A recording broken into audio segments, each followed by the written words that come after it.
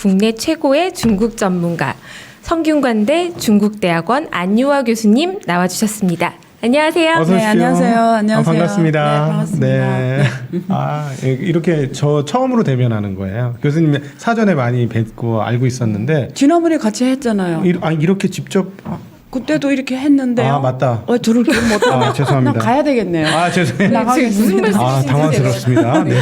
박도기님 요새 너무 정신없네. 무리하고 계신가 봐요. 4분기 중국 GDP 성장률 4.9% 나왔는데 네. 인민은행에서는 그래도 연간 성장률은 상관없다. 네. 괜찮다. 네. 8% 나올 거다 이러는데 도대체 누구 말이 맞는 거? 저희들 입장에서는 뭐 네. 1, 2분기 많이 나왔으니까 4, 4분기까지 하면 8% 나오는 게 맞는가? 아니면 3분기 뭔가, 이렇게 적게 나왔는데 그렇게 가능할까? 이런 생각이 들거든요. 네. 근데 글쎄 일단 사실 우리는 보통 연구하시는 분들은 중국 GDP가 구체적으로 뭐 8이냐 6이냐 뭐 이런 걸 크게 큰 의미는 두진 않아요. 네. 근데 어쨌든 숫자가 4 앞에 숫자가 4가 붙었다는 건 굉장한 이게 그렇죠. 네. 엄청난 이게 시그널 이펙트가 있는 게 네. 최근에 와서 4 붙은 적은 거의 없잖아요. 네. 그래서 지금 엄청난 충격이고요. 그리고 4분기가 더 나빠질 것 같거든요. 오히려 네. 계속. 4보다 더요? 예, 더 나빠질. 왜냐면 지금 우리가 뭐 보면 수출 네. 그리고 투자, 소비잖아요.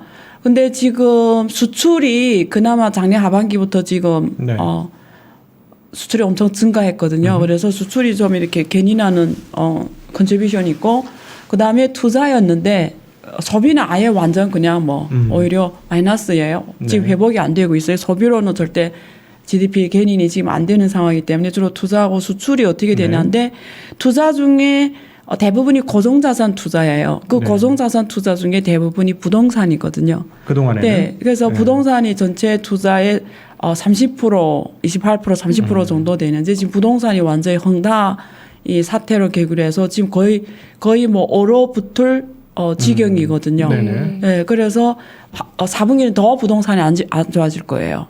거의 지금 보면은 주택 가격 하락이 분양 아파트도 하락 엄청나게 일어나고 네. 그다음에 우리가 이미 진 집을 거래하는 시장 기존 있잖아요. 주택? 네. 예, 기존 주택 시장도 지금 엄청 하락하고 있거든요. 이미 9월에 들어와서 기존 주택 하락한 도시가 58개 도시. 우리가 보통 70개 도시 가격을 봐요. 아. 네. 근데 58개가 기존 주택 가격이 하락하고 있고 새 분양 아파트 가격도 28개 도시에서 지금 하락하고 있으니까 네.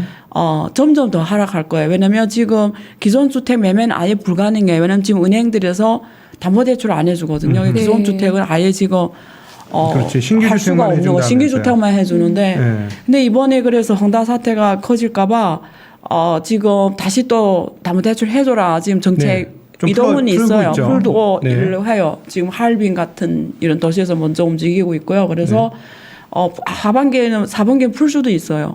네. 거기에 따라 조금 어떻게 될지는 모르겠는데 제 보기에는 이 큰 흐름을 바꾸기에는 좀 어려울 것 같아요. 네. 그럼 이게 이제 중국 부동산 업계 연쇄 부도 사태가 날 수도 있는 건가요?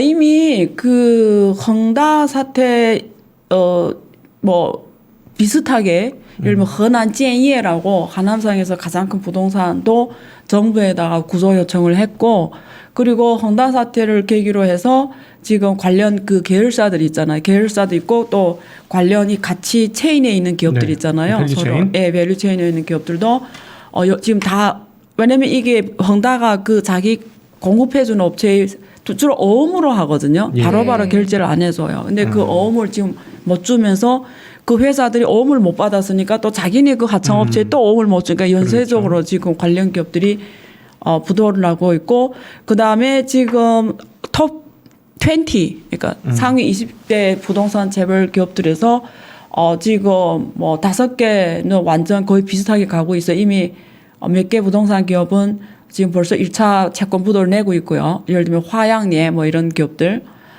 그리고 지금 리디도 위험하고요. 바올리 이건 국유기업이니까 뭐 정부에서 어떻게 한다 치고 몇 개 그 위험한 기업들이 있어요. 그래서 다 어려울 것 같습니다. 네. 지난번에 그 판타지아 빼고 말씀하시는 거지 10대라면은 그 네. 판타지아라는 회사도 하나 문제가 생겼는데 그건 조그만 회사라고 문제 없다고 했었었는데 네. 그 위험한 기업들이 지금 점점 많아지고 있는 건가요? 그렇죠. 왜냐하면 지금 부동산이 거래가 안 되기 때문에 이 부동산이라는 거는 레버리지 산업이잖아요. 그러니까 상품을 부동산 업체가 수익 모델은 진 다음에 분양해서 돈을 빨리 받은 다음에 자기네 그 공급업체들이 이렇게 청청청청 이렇게 돈을 주는 모델이에요. 네. 근데 이 아파트가 안 팔리면 개발업체들이 돈을 못 받잖아요. 그러면 거기 공급한 업체들이 결제를 못 해주는 거지.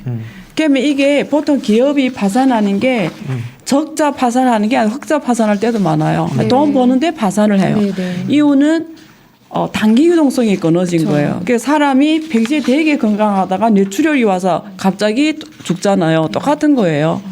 동맥경화 이런 거. 네, 네. 비슷한 개념이죠. 그래서 단기 유동성의 문제가 생기는 거죠. 그러니까 홍다 같은 경우는 근데 그러니까 뭐 우리가 생각하는 리만처럼 대출이 너무너무 많아가지고 그다음 그림자 금융 같은 게 너무너무 많아가지고 그게 아니고 자산은 상당 부분 있다면서요. 그러니까 지금 말씀하신 것처럼 미스매치가 났는지는 모르겠으나 네.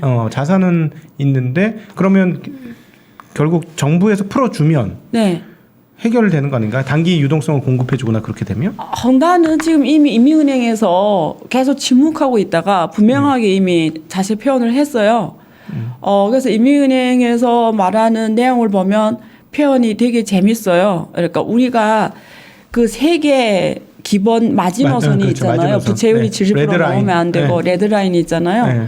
그리고 자기 자본 대비 부채율은 100% 넘으면 안 되고 이자 대비 현금이 100% 이상 있어 이런 게 있었잖아요. 네.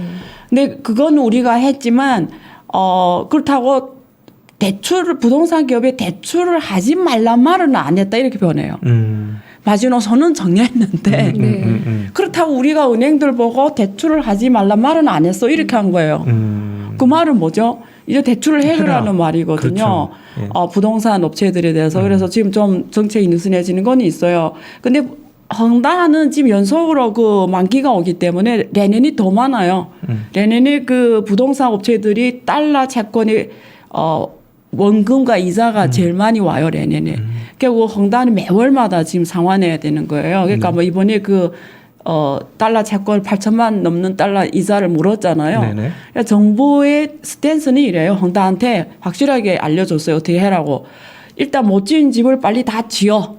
올려서 네. 분양대금 내금 사람들한테 빨리 줘. 그게 제일 중요하게 보는 거예요. 네. 왜냐면 그 헝다랑의 중국이 두 번째 재벌 기업인데 그 집을 분양 대금을 이미 내고 새 아파트를 타기를 기다리는데 그 집을 못 받았다? 이거는 전체 그 사회 안정도 문제가 되지만 전체 부동산 시장을 급속으로 오르게 그렇죠. 하고 사람들이 아예 안 사버리고 전체가 안 사버리는 거죠. 그러겠죠. 어떻게 될지 모른다. 앞으로 다른 업체는 어떻게 돼요? 이러면서. 동시에 그러니까 좋은 업체도 파산하는 네. 사태로 가버리는 거죠. 네. 그러니까 그런 사태 하면 지금 제일 1순위가 빨리 지북에서 800 몇 개 못지었다. 얘 지금 올라가고 있는데 네. 그것도 몇 개 도시에서는 올라가고 있대요. 그것도 봐야 돼요. 진짜 올라가는 건지 그냥 보여주기신지 봐야 되고요.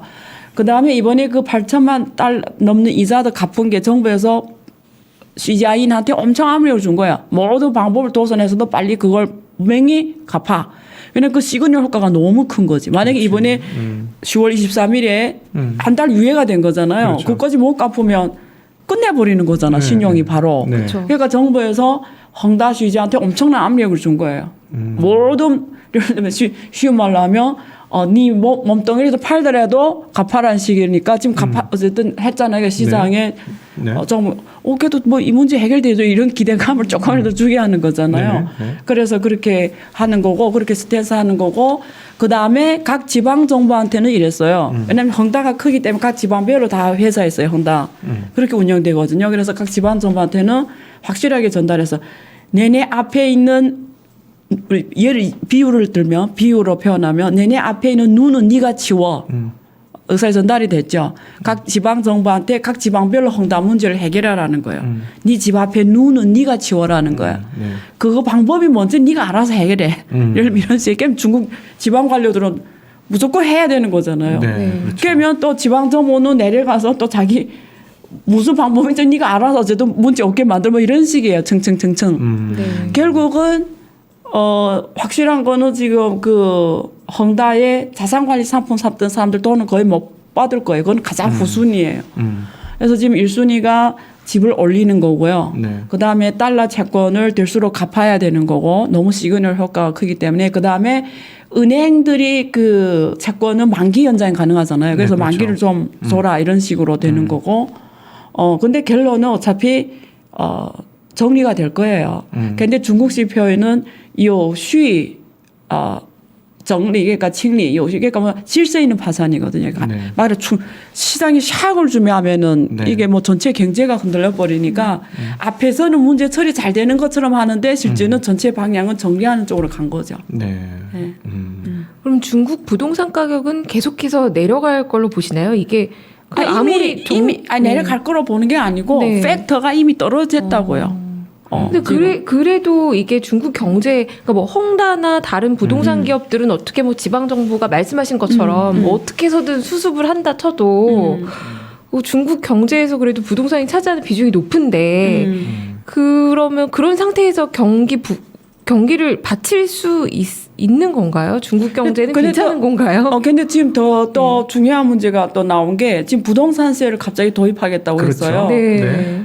그러니까 원래 중국 사람들은 집이 세 채 있던 10채 있던 세금이 없었다면서요? 어떤 사람 100채도 있었어요. 어. 보유세가 없는 거니까. 네. 근데 지금 보유세를 때리겠다 하면은 사람들 어떻게 하죠? 집을 다 파는 거지. 그래서 지금 어느 도시에 어떤 중국 다마는 갑자기 뭐 몇십 채를 바로 시장에 내보냈다. 보유세 지금 도입한다고 하니까. 근데 왜 그러냐를 보면 중국 지방정부 예산 중에 토지 매각이 차지하는 그렇지. 거기에 많았죠. 퍼센티지가 80%예요. 높다. 근데 지금 이게 상품 분양 아파트가 잘 안 팔리면서 토지 가격도 떨어지고 이번에 몇 번 지방정부에서 토지 경매를 했는데 다 유찰이 됐어요. 네. 그러면 지방정부는 살림을 해야 되는데 80% 사생한 토지 매도가 없으니까 바로 살림이 돌아 안 가는 거죠. 그러면 그렇겠죠. 어떻게 해야죠? 그러면 보유세를 받는 거지. 부동산세로 떨어진 이제는 토지 매도로 돈 못 버니까 이제는 집을 가진 사람들한테서 세금을 받는 걸로 부족된 부분을 해결하는 거죠. 그래서 이제는 보유세 도입이 더 중요해졌죠. 지금. 네. 그걸 세금 문제가 그렇게 급하게 할 수는 없지 않습니까? 근데 급하게 할 수는 없는데 지금 그게 우리가 정부에서 나온 문건을 보면 급이 있어요. 네. 근데 이거는 시진핑이 직접 말을 한 거예요. 이러면 밑에 바로 부처들이 움직여요. 빠른 내에 움직여요. 이번에 그 시진핑 주석이 qiu시라는 중국의 가장 중요한 이런 정치 의사를 표현하는 오래된 역사에 이렇게 뭐 잡지라고 표현해야 되나? 그래서 가장 중요한 정책 보통 시진핑이 거기서 자기 의사를 네. 표현해요. qiu시에다가 빨리 부동산 보유세를 도입을 하고 개인 소득세 조정을 하고 그러니까 거기다 그 표현이 캐피탈 게인 자본 소득세를 빨리 도입해라. 그러니까 부동산 보유세를 시범적으로 빨리 해야 된다. 그러면 적어도 몇 개 도시에서는 지금 시범적으로 바로 실행이 들어갈 거예요. 빠른 시간 내에. 네. 네. 부동산 가격을 낮추려고 하는 시도라고 생각을 했는데 네. 뭐 그거면 천천히 되지 않겠나 했는데 말씀하신 것처럼 지방 정부에 돈이 없는 거하고 연결되어 있으면 진짜 빠르게 시행이 될 가능성이 높네요. 있죠. 왜냐면 부동산 보유세 얘기는 10년 전부터 나왔어요. 네. 그래서 사람들이 우리가 뭐 옛날에 어느 동화에 범이 온다 이랬는데 사람들이 처음에 놀라다 후에 마비가 됐잖아요. 네. 근데 올해 초에 한 번 더 보유세 도입을 하겠다 6월 달에 나왔는데 아무도 반응을 안 했어요. 네. 또 범이 온다처럼 그냥 무시했는데 시진핑 주석이 이번에 직접 말을 했기 때문에 이러면 바로 부처들이 움직이거든요. 그래서 시범으로는 바로 들어올 거예요. 근데 지금 중국 정부는 이래요. 이제는 토지 매도를 통한 경제 발전의 한계가 왔다라는 거예요. 그게 경제가 급속으로 성장할 때는 그 같이 부동산 가격이 올라가면서 거기서 정부의 소득이 같이 올라가잖아요. 토지 재정 수입이. 근데 우선 중국 부동산은 어제는 이렇게 성장하는 단계가 아니라 이제는 안정화 단계. 그러니까 어제는 보유 관리가 더 중요해진 거죠. 네. 이제는 부동산 관리 산업이 더 커져야 되는 거예요. 예. 어제는 이것도 배내야 되는 거예요. 부동산 경제가 그동안 규모만 키우고 집을 짓고 팔고 집을 짓고 팔고 이런 모델에서 영어 모델에서 비즈니스 모델에서 이제는 더 짓기에는 이제는 한계가 온 거죠. 그러면 이제는 이미 진 집에 대해서 관리를 해줘야 되는 산업이 더 커져요. 네. 그래서 앞으로는 부동산 서비스 산업이 커질 거고요. 정부 차원에서는 그냥 수입모델이 또 옮겨가야 돼요. 원래는 네. 토지 매도를 해서 대형 수입 받았다면 이제는 어제는 다 집에서 뭔가 이렇게 해야 되는 네. 그게 보유세죠. 네. 예. 매도는 이제는 한계가 있으니까. 그럼 4분기 아무리 풀어준다고 해도 부동산 쪽에서 성장률을 올리지 못하기 때문에 네, 그거는 어렵다. 그리고 또 지금 코로나 베이징에서 막 터지고 하니까 소비는 네. 코로나하고 상관없이 이미 급속으로 떨어지기 시작했어요. 왜냐하면 이게 소비라는 게 미국이 소비 유일한 주도형 국가예요. 네. 근데 한 나라 경제가 소비 주도형으로 가잖아요. 그러면 다 성장률이 3% 이하로 떨어집니다. 그게 우리 말하는 G7 국가들 선진국들이 있잖아요. 대부분 다 소비 국가들이거든요. 네. 소비로 가는 국가들이거든요. 성장률이 다 3% 이내예요.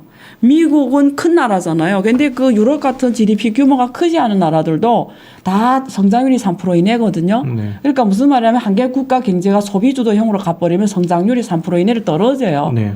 그래서 중국이 일단은 뭐 부동산이고 이런 문제가 없어도 지금 중국이 가고자 하는 거는 내수 경제를 키우는 거잖아요. 내수 소비 활성화라는 거죠. 그러면 일단 이로 간다라는 거는 자체가 성장률이 떨어진다는 얘기예요. 네. 그리고 중국이 말하는 지금 소비가 미국하고 다른 게 미국은 이미 1인당 GDP가 5만 달러, 6만 네. 달러 있으니까 소비 능력이 있으니까 그렇죠. 하는 거고 중국은 1만 달러 되는 사람들이잖아요. 그럼 아직 소비 능력이 이제 막 시작하는 단계의 소득 수준인데 근데 이게 소득을 하려면 가처분 소득이 높아야 되는데 가처분 소득이 안 높단 말이에요. 그러면 이 사람들이 소득을 높일 수 있는 방법이 두 가지거든요. 하나는 산업을 업그레이드 시켜서 네. 한국처럼 고부가가치 산업이 주도 산업이 돼서 거기서 일하는 사람들이 원화로 몇 백만씩 받으면 그중에 일부분은 소비를 할 수 있는 능력이 생기면 그래서 중국이 소비 내수 쌍순환을 강조하면서 국내 대수단을 강조하면서 얘기했던 게 제조업 업그레이드예요. 네. 그게 고부가치 산업을 주도 산업을 해서 중국이 대부분 사람이 고부가치 산업에서 월급을 많이 받게 해서 가처분 소득 올려주겠다라는 거예요. 네. 그래서 미국형 소비 주도형 국가하고 중국이 말하는 소비 주도형 다른 개념이에요. 중국은 좀 한국식이에요. 네. 독일식이에요. 그러니까 제조업을 포기하면 절대 안 되는 거예요. 예, 제조업 업그레이드를 통한 소비 주도형으로 가겠다라는 거고요. 그 다음에 두 번째는 그래서 기술 업그레이드가 되게 중요한 거예요. 네. 중국은. 그래서 지금 외순환 중에 하나가 기술 수출 국가, 강대 국가로 되겠다라는 거고요. 그 다음에 지금 얘기하다가 하나 중요한 거 생각나 말씀드릴게요. 네, 네, 네. 말하다 까먹었네요. 네. 그러면 수출 쪽은 그냥 살아 있는 거고 지금 중국의 수출은 그대로 수출은 지금 미국 수출이 확 늘어났어요. 그거 아시죠? 네. 미국이 재밌는 걸 미국하고 중국이 무역 전쟁하고 나서 무역 더 전쟁이라고 늘어나. 표현 맞겠지만 2018년부터 네. 7월 달부터 정식 시작했잖아요. 근데 관세를 지금 6배 넘게 올랐는데 네. 그거 왜 그렇게 했죠? 중국에 들어간 미국 기업들이 제조업 회기 네. 돌아오라고 걔네들이 수출 비용을 확 높여놓은 거죠. 그러니까 그렇죠. 미국에 들어간 미국 기업들이 다국적 기업 들어올 줄 알았는데 7%밖에 중국에서 나가지 않았어요. 안 나가는 거죠. 네. 6배 관세를 부담하면서 안 나오는 거예요. 미국 기업들이. 왜 그럴까요? 자본이라는 거는 이익이 제일 중요한 거예요. 네, 그래서 전 세계를 아무리 봐도 이익 낼 수 있는 건 중국밖에 없는 거고요. 그래서 아무리 관세를 6배 때려도 중국에서 수입하는 미국이 수입해오는 게 지금 한 18%더 늘었어요. 네. 그러니까 전혀 사실 무역 전쟁 하나만 보면 미국이 진짜 실패한 거죠. 네. 자기네 목적을 달성 못하고 오히려 흑자 규모가 더 커지고, 그렇죠. 예, 전혀 효과가 없게 된 거예요. 그리고 미국 기업들은 아메리카를 돌아가지도 않았고, 지금 그 상황이고, 네. 그 다음에 왜 중국 수출이 확 늘어났냐면 이번에 바이든이 그거 알아요? 바이든이 지금 중국하고 제스처 화해 제스처인데 뭔가 하려고 하죠. 하는데 미국 국내에서는 여론의 힘이 너무 무섭고 또 그렇죠. 미국 국민들이 중국에 대한 반중 정서가 너무 높으니까 굉장히 이렇게 말을 안 해요. 저조하게 가요. 근데 중국에서는 같이 했던 얘기를 다 대변을 통해 말을 해. 그러니까 나온단 말이에요. 근데 같이 연합 공작 소조라고 해서 같이 팀을 만들어서 네. 리커플링을 하자. 요즘 그렇게 가거든요. 근데 그게 왜 그랬겠어요? 딱 봤더니 공급망을 중국을 떠날 수 없는 거예요. 전 세계에서 그냥 중국을 공급망에서 제외하면 미국은 이미 지금 인플레이션 너무 높기 때문에 순간 인플레이션 때문에 미국이 끝나버리는 거예요. 중국에서 이렇게 싼 상품을 수출하는 나라는 중국밖에 없는 거예요. 그리고 공급망이 인도하고 살아 있고. 네. 빠른 시간에 네. 정확하게 필요한 상품을 싸게 공급할 수 있는 거는 지금 현재로서는 중국밖에 없는 거예요. 그러니까 공급망이 중국밖에 없는 거예요. 베트남, 인도는 아직 모르는 거예요. 네. 그러니까 공급망 의존도가 너무 높으니까 아무리 때려봐도 아무리 관세 600 올려도 절대 안 되는 거 오히려 막 증가하고 이래 버리니까 결과적으로는 미국 물가만 더 높아지는 거예요. 네, 그렇죠. 관세 네. 때문에. 그러니까 인플레이션이 더 높아지니까 자기네 지금 더 힘들어진 거죠. 그래서 무역 대표부 대표가 그렇죠. 캐서린 타이가 네. 지난번에 리커플링 얘기를 한 거거든요. 그래서 중국에서 또 잘 생각했다 이러면서 지금 화해 제스처를 그래서 대만에서 막 140몇 개 148개 막 비행기를 막 가서 위협하다가 그 말이 나온 다음에 바로 한 대로 줄여버렸고 상징적으로 지금 했고 그다음에 바이든이 이렇게 제스처를 보내니까 바이든이 항상 먼저 얘기해서 했잖아요. 네. 그러니까 지금 같이 일할 수 있는 워킹 팀도 만들고 그리고 중국에서 원래는 그 WHO의 그 바이러스 조사에 협조를 안 하다가 이번에 2019년에 발생한 2만 건이 샘플이 돼서 바이러스 조사를 하겠다. 그 얘기도 하면서 화합을 하고 네. 바이든한테 그런 걸 보이는 거죠. 그리고 친환경에 대해서 협력을 안 하다가 이제는 친환경도 협력을 하겠다 해서 지금 갑자기 그 규제를 각 지방정부 관리한테 압력을 주면서 지금 전력 사태도 설상가상으로 더 커진 거죠. 막 전국에 막 전기가 안 오고 이 사태가 해서 보여준 거죠. 우리는 이렇게 얘한테 협조하고 있다. 뭐 서로 화해 제스처를 하고 있는 거죠. 네.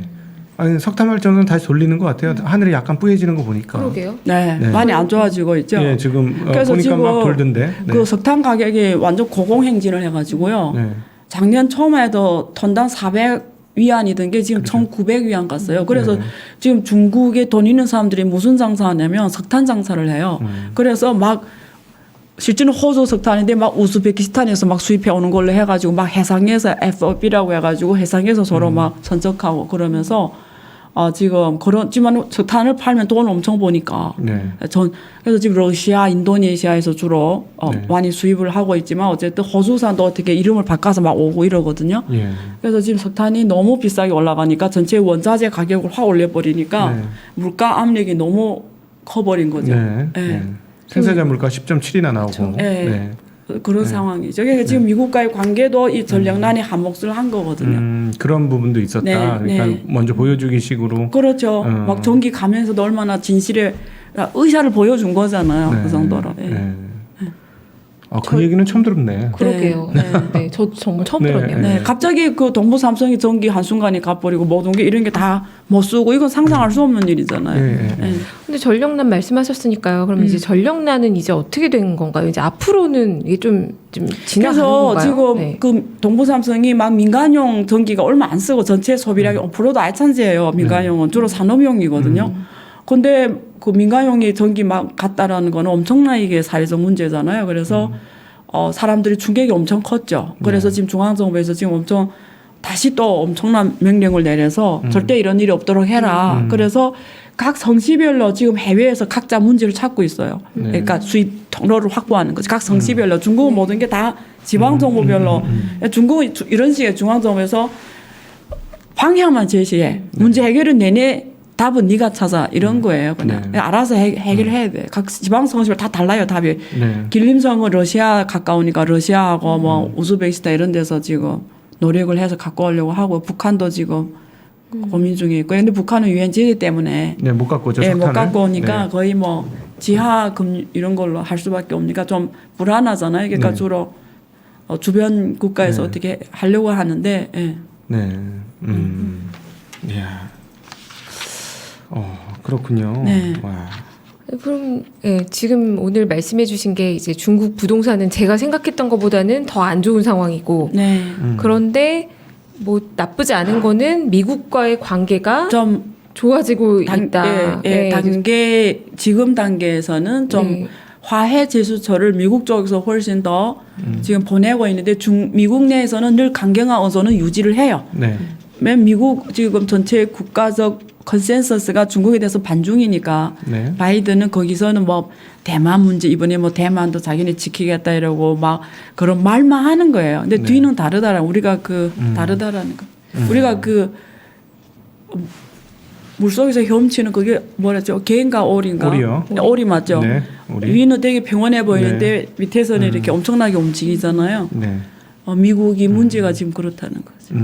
오히려 이걸 좀 좋게 해석하면 제조업으로 중국이 좀 자신감이 있어서 부동산을 이렇게 좀 강하게 규제를 더 때릴 수 있는 건가.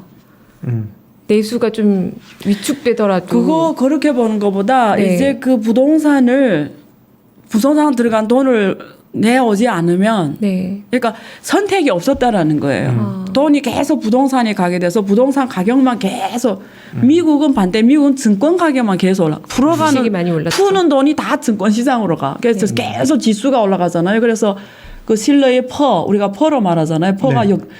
과거 200년 중에 지금 두 번째로 퍼가 높거든요. 미국 증권 시장이. 네. 그게 2008년 금융 위기 이후 두 번째로 높아요. 실러퍼? 네. 실러퍼 그렇잖아요. 세 번째. 네. PL. 29년, 2008년 다음으로 높아요. 아니 두 번째인데 제가 확인했는 데이터를 네. 명확하게 최근은 확인해. 제가 한 두 달 전에 번째예요. 봤는데, 두 번째예요. 예. 확실하게. 그래서 어떻게 보면 되게 거품이 돼 보이잖아요. 네. 이럴 수가 없잖아요. 그것처럼 중국도 부동산이 그래요. 계속 올라가는 거지. 돈만 그렇지. 풀면 부동산 올려놓으니까. 근데 올라가는 건 언젠가 무너지게 돼 있거든요. 그렇죠. 결국 이 돈이 안 나오면 미래 산업을 할 수가 없어요. 돈 풀면 그쪽으로 가버리니까. 네. 미래 산업은 돈 들어가야 되는데.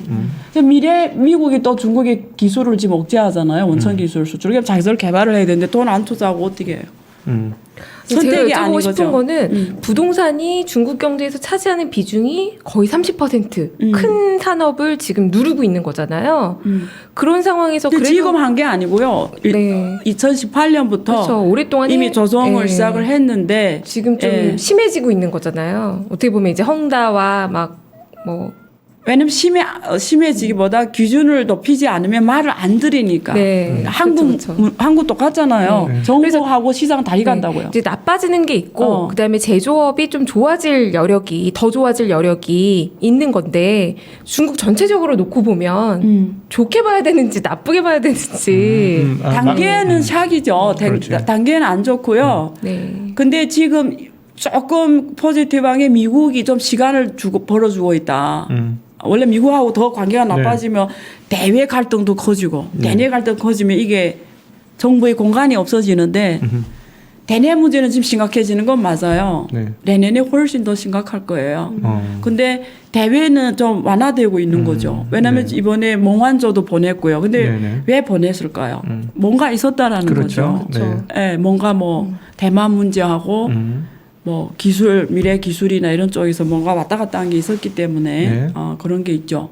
두 정부 간에. 그러니까 장기적으로 보면 지금 당장 그 성장률 둔화를 감수하면서 금융 리스크가 마냥 커져서 뭐 제2의 중국발 리먼 사태나 이런 것들을 사전에 예방하기 위해서 부동산을 누른 거고 그래서 그것들이 지금 차곡차곡 진행돼서 그 진행되는 과정에서는 말씀하신 대로 약간의 샥은 올 수밖에 없다. 근데 그건 감내하겠다라는 게 지금 중국 정부의 입장이고 그게 또 큰 틀에서는 공동부유라는 틀 속에서 진행이 되고 있는 거다. 그것도 있죠. 네. 지난번에 나와서 말씀드린 것처럼 중국이 공동부유를 가로막는 게 그러니까 빈부격차가 점점 커지는 이유가 하나는 부동산이고 네. 그다음에 사교육이라든지 독점 기업의 네. 경쟁 가로막는 이슈라든지 이런 거잖아요. 네. 그래 그런 차원에서 진행되는 부분도 있고요. 그래서 지금 세금을 더 많이 좀 증세를 많이 해서 2차 분배라는 게 증세를 통한 정부의 재분배거든요. 네.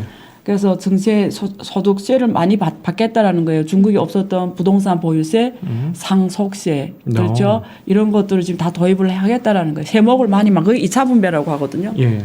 1차 분배는 월급을 받는 노동소득하고 기업은 법인 소득이잖아요. 예. 그다음 2차 분배가 세금을 통해서 정부가 다시 재분배하는 과정인데 그걸 지금 중국 정부가 공동부유라는 슬로건 안에서 강화하겠다니까 앞으로 세금이 많이 증가할 거고요. 세목이. 네. 그다음에 그 많은 세금 우대 정책들이 없어질 거예요. 예, 그리고 독점기업 같은 경우는 경쟁을 더 시장 경쟁을 더 강화시킬 거고요. 독점 결국 국유의 역할을 더 크게 하겠죠. 네. 공동 부유 때문에. 네. 네. 민영은 자본 이익만 추구하잖아. 네. 자본가라는 건 이익 말고는 그렇지. 생각하는 게 없으니까 중국 정부 보기에는 이건 아니다. 네. 그래서 국유 자본의 역할을 더 크게 하겠다라는 거죠. 근데 어쨌든 그러면은 큰 틀에서 보면은 부동산이나 워낙 이거 전부 정부의 핸들링 그 소나기 안에서 네.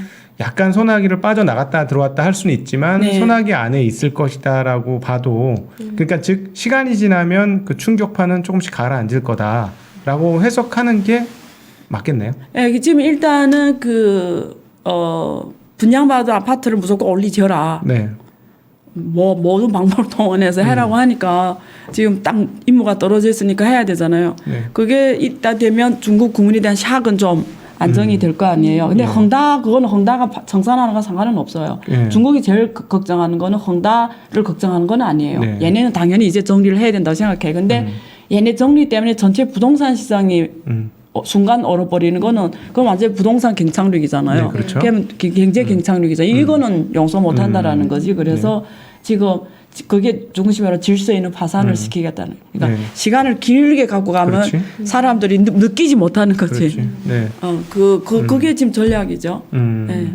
야, 그러면 당분간 이거 지나고 나도 네. 중국 성장률 옛날처럼 세게 올라갈 게 없다니까 지금 계산해서 뭘로 올라갈 것 그러니까. 같아요? 없잖아요. 그러니까 지금 결국은 소비하고 투자가 특히 소비가 올라와줘야 되는데 소비는 계속 떨어져요. 왜 떨어지겠어? 물가가 높이 올라가는데 소비가 떨어질 수밖에 없고요. 결국 산업이 하루 순간에 고부가치로 가는 건 아니잖아요. 긴 그러니까요. 세월이 필요하고요. 결국 소비 주도형으로 가는 자체가 성장률이 떨어지는 거거든요. 네. 결국 특히 중국은 서비스 산업이 효율성이 떨어지기 때문에 네. 제3차 서비스 산업이 지금 60% 넘어갔거든요. 네. 근데 중국은 제일 약한 게 서비스 산업이에요. 그래서 효율성 자체가 떨어져요. 경쟁력이 없어요. 그러니까 지표가 더 떨어지는 거. 네. 그렇군요. 네. 아, 그러면은 그런데도 불구하고 소비재 기업들 예를 들어 메인티안 디엠핑 뭐 이런 메이투안 댐핑. 예. 예, 그런 회사들을 막 지금 사실은 우리가 보기에는 때려 잡는 거잖아요. 그건 독점 이슈예요. 독점 예. 이슈. 결국 개인 정보 이슈고요. 네. 예. 인터넷 안전 문제고요. 네. 두루두루 예, 문제 차원에서 진행하고 있는 거죠. 그러니까 사실은 보안 차원에서, 어떤 결국 데이터 측면에서- 차원에서. 예. 성장률을 올리려면은 그런 데다 공간을 열어주면 성장률을 올릴 수 있으나 근데 정부에서 그렇게 안 생각하는 그러니까. 이유가 이런 메이투안 댐핑이라든가 알리바바 이런 플랫폼 기업들은 결국 경제 성장에는 큰 역할을 한다고 생각 안 하는 거예요. 어허. 왜냐면 얘네 가격만 커졌지 소비는 꼭 촉진한다는 보장은 없어요.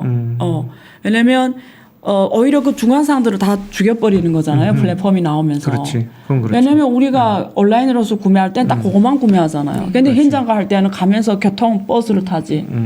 뭐 아이스크림도 사 먹지. 네. 뭐 앉아서 커피를 마실 수도 있는데 온라인으로 사면은 꼭 하나 사고 끝나버리니까 연간 소비가 일어 안 나죠. 예. 오히려 소비의 확대는 별로 도움이 안 된다고 보는 거지. 자기 걔네만 돈 번다는 거지. 그럼 중국 정부에서 그렇게 생각했기 때문에 그거는 다른 경제자들이 그래서 정리를 나타나도 하는 거죠. 그러니까 상관없고. 상관이 없다기보다도 얘네 혼자만 잘 사는 일은 공동부유 하에서는 맞지 않다. 그렇게 보는 거죠. 야, 그러면 성장률 나올 게 별로 없네요. 안정화는 되긴 하겠는데. 성장 나올 때 없어요. 그래서 투자밖에 안 남았어요. 그래서 정부가 네. 투자를 하반기에 왕창 때린다. 왜냐하면 중앙정부 부채율은 높지 않습니다. 네. 우리가 경제의 3대 플레이가 있잖아요. 주민, 가계죠. 네. 그리고 기업, 그리고 정부인데요. 정부. 네. 보통 위기라는 거는 이 3대 경제 주체가 레버리지를 그 어느 누구도 일으키지 못하면 위기입니다. 네. 근데 중국은 기업의 부채율이 높아요. 그렇죠. 지금 170이 넘어갔고요. GDP 대비. 원래는 가계들은 높지 않았는데 네. 2015년부터 중국 정부가 보기에 기업의 부채율이 너무 높으니까 스무스하게 기업의 부채율을 주민한테 옮겨가는 작업을 했어요. 예. 그래서 지금 가계들이 부채율도 70%까지 왔어요. 굉장히 높은 거예요. 일본이 망할 때 그때 부동산이 파산할 때 70%였거든요. 네. 그래서 이미 높게 왔길래 공간이 이제 별로 없고요. 네. 한국은 더 높아요. 한국은 100% 넘어가요. 네, 넘죠. 한국은 가계가 부채율이 엄청 높아요. 네.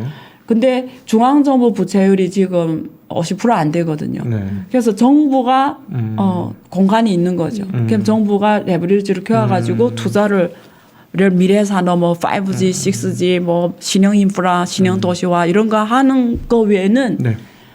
그럼 그게 결국 또 부동산 또 땅값이 올라가는 일이거든요. 그렇죠. 사실은 또 그렇잖아요. 네, 그렇죠. 그래서 그런 재수처를 하반기에 보인다 이러면 부동산이 다시 살아날 거예요. 네.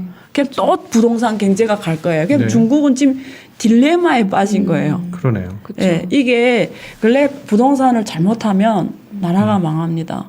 네. 그렇지. 마약 같아요. 빠져나오기 너무 힘들어요. 네, 네. 예.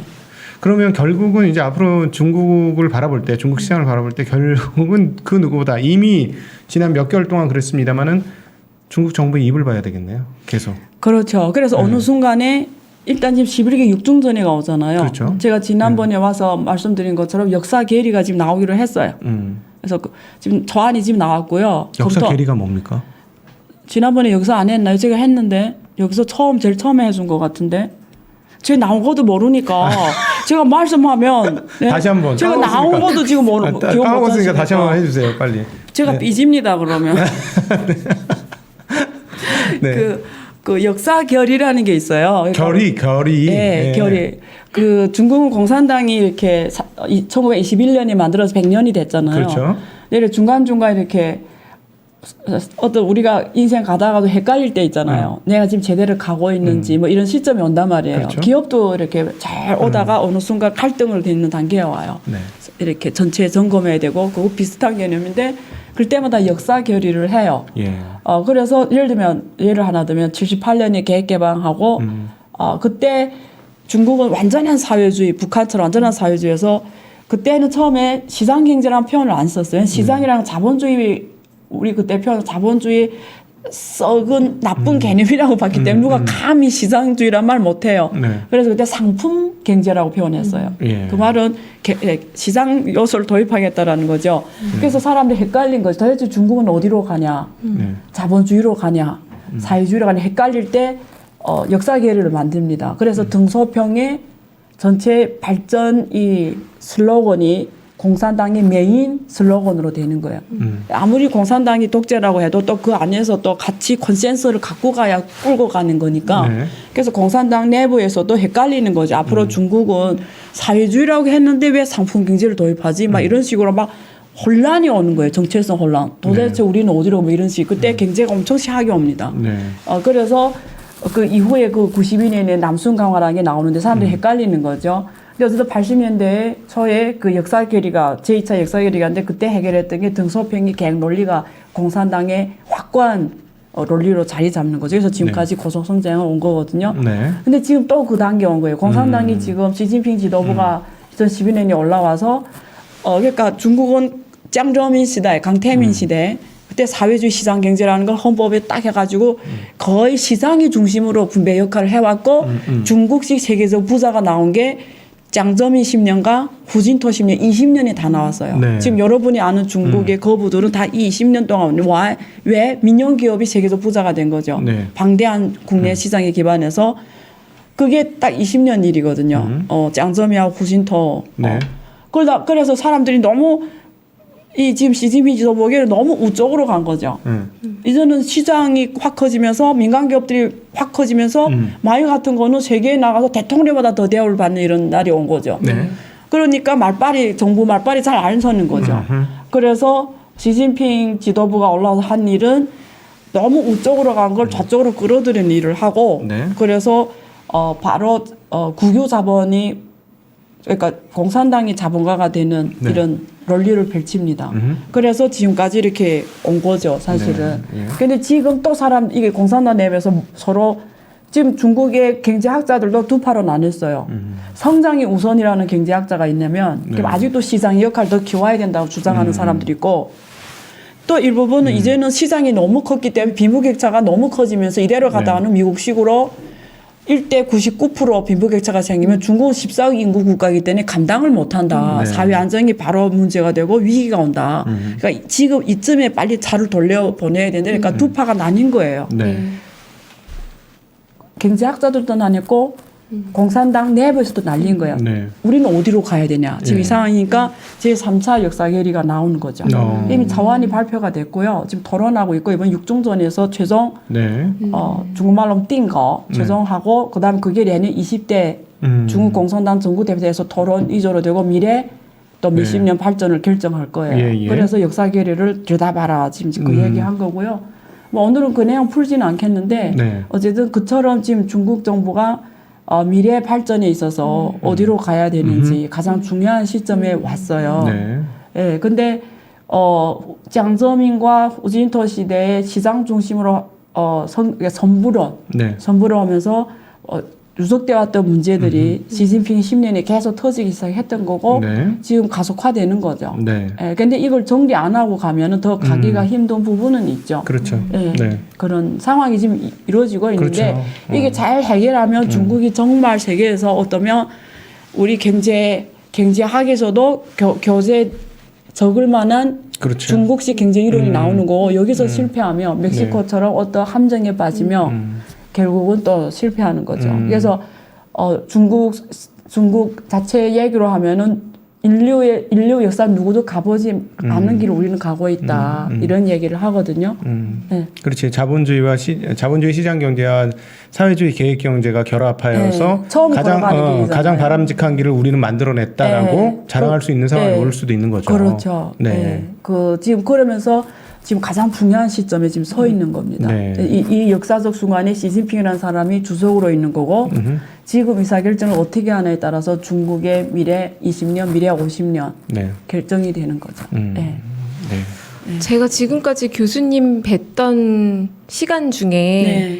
뭐랄까 가장 긴장감이 좀 느껴질 때일까요? 아, 그래요? 굉장히 좀 중요한 순간에 와 있다라는 그건 느낌이 맞아요. 네. 확 들어요. 네. 왜냐하면 20년 만에 네. 중대한 전환기가 네. 온다는 거잖아요. 네, 그렇죠. 이게 잘 가면 역사책에 나올 수 있는 그렇죠. 네. 거지만 네. 잘 안 되면 글로벌 경제에도 큰 영향을 줄 수도 있는 건가요? 혹시? 그래서 제가 지금 네. 책을 초안을 다 썼는데 출판 못 하고 있는 게 네. 이번에 제대로 써야 앞으로 또 20-30년 저도 잘 먹고 살 거 아니에요. 근데 제가 지금 저도 지금 앉아서 이걸 어쨌든 나의 논리로 네. 전망을 해야 되는 거잖아요. 예. 그게 예. 반드시 근거가 확실해야 되고요. 틀릴 수도 있지만 이왕이면 정확하게 예측을 해야 되는 네, 거잖아요. 네, 네. 근데 굉장히 어렵다 이거죠. 그렇죠. 판단할 수 없는 요소들이 너무 많아서 근데 그래서 또 재밌기는 해요. 네.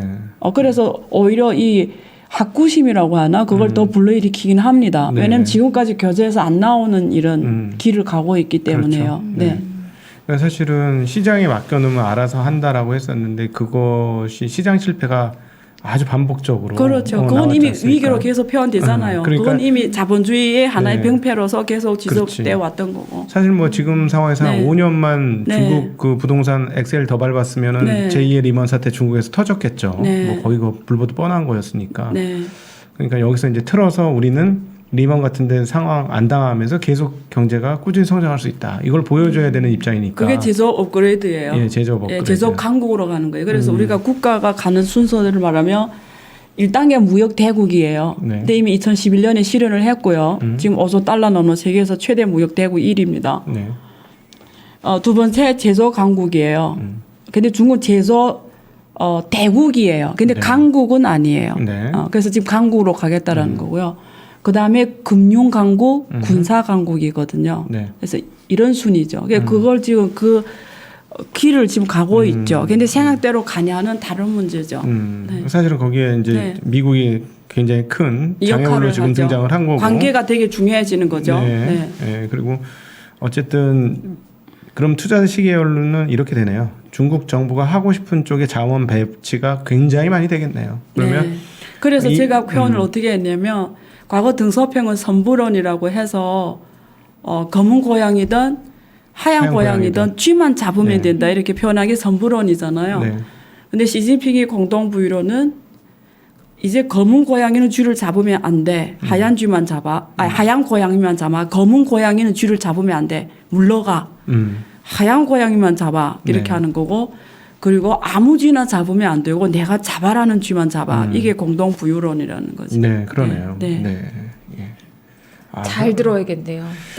그래서 이제 그 이미 뭐 이게 네. 반도체 세우겠다 했기 때문에 반도체 관련 기업들이 미국의 그 제재가 세워진 이후부터 주가가 폭등을 맞아요. 했던 맞아요. 것을 이미 우리는 한번 본 거죠. 네.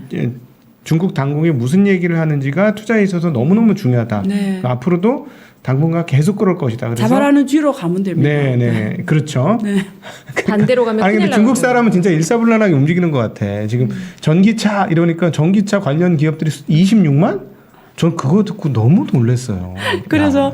그 중국에 그런 말이 있어요. 공산당 말만 잘 듣고 따라가면은 앞에는 광명한 도로가 나온다 이런 말이 네. 있거든요. 노래도 있고요. 노래 가사도 있고요. 네. 예. 근데 여기서 또 이런 말을 하면은 또 엄청난 댓글이 아니 그게 욕합니다, 또. 왜냐하면 투자에 있어서는 맞는 것 같아요. 그 이미 보여줬기 그러니까 때문에. 한번 생각해봐라 이거예요. 네. 그렇게 네. 해라는 얘기는 아니지만 네. 뭐 그렇다더라 이런 걸 지금 전달해 주는 거예요. 그러니까 그것도 뒷북치면 안 되고 네. 공산당이 무슨 얘기를 했을 때 그게 투자하고 빨리 연결시켜서 바로 선행적으로 가 있으면 큰 광명을 볼 거고 이번에 그랬잖아요.